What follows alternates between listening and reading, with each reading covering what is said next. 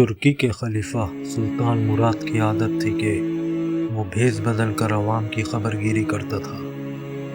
اس نے ایک رات اپنے سیکیورٹی انچارج کو کہا کہ چلو کچھ وقت لوگوں میں گزارتے ہیں۔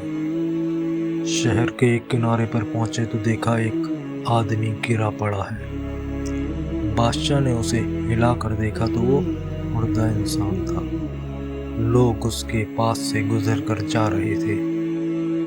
بادشاہ نے لوگوں کو آواز دی، ادھر آؤ بھائی۔ لوگ جمع ہو گئے اور وہ بادشاہ کو پہچان نہ سکے۔ پوچھا کیا بات ہے؟ بادشاہ نے کہا آدمی مرا پڑا ہے، اس کو کسی نے کیوں نہیں اٹھایا؟ کون ہے یہ اور اس کے گھر والے کہاں ہیں؟ لوگوں نے کہا یہ بہت بڑا گنہگار انسان ہے۔ تو سلطان مراد نے کہا کیا یہ امت محمدیہ میں سے نہیں ہے؟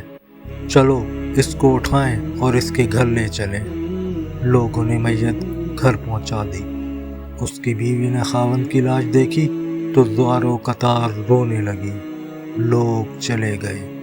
بادشاہ اور اس کا سیکیورٹی انچارج وہیں عورت کا رونا سنتے رہے۔ وہ کہہ رہی تھی میں گواہی دیتی ہوں بے شک تو اللہ کا ولی ہے اور نیک لوگوں میں سے ہے۔ سلطان مراد بڑا تعجب ہوا، یہ کیسے ہو سکتا ہے؟ لوگ تو اس کے بارے میں یہ باتیں کر رہے تھے اور اس کی میت کو ہاتھ لگانے کو تیار نہ تھے۔ اس کی بیوی نے کہا مجھے بھی لوگوں سے یہی توقع تھی۔ اصل حقیقت یہ ہے کہ میرا خاوند ہر روز شراب خانے جاتا، جتنی ہو سکے شراب خریدتا اور گھر لا کر گڑھے میں بہا دیتا اور کہتا کہ چلو کچھ تو گناہوں کا بوجھ مسلمانوں سے ہلکا ہو۔ اسی طرح رات کو ایک بری عورت کے پاس جاتا اور اس کو ایک رات کی اجرت دے دیتا اور اس کو کہتا کہ اپنا دروازہ بند کر لے، کوئی تیرے پاس نہ آئے۔ گھر آ کر کہتا الحمدللہ آج اس عورت کا اور نوجوان مسلمانوں کا گناہوں کا میں نے کچھ بوجھ ہلکا کر دیا ہے۔ لوگ اس کو ان جگہوں پہ آتا جاتا دیکھتے تھے۔ میں اسے کہتی تھی کہ یاد رکھ جس دن تو مر گیا لوگوں نے تجھے غسل دینا نہ ہے، نہ تیری نماز پڑھنی ہے اور نہ تجھے دفنانا ہے۔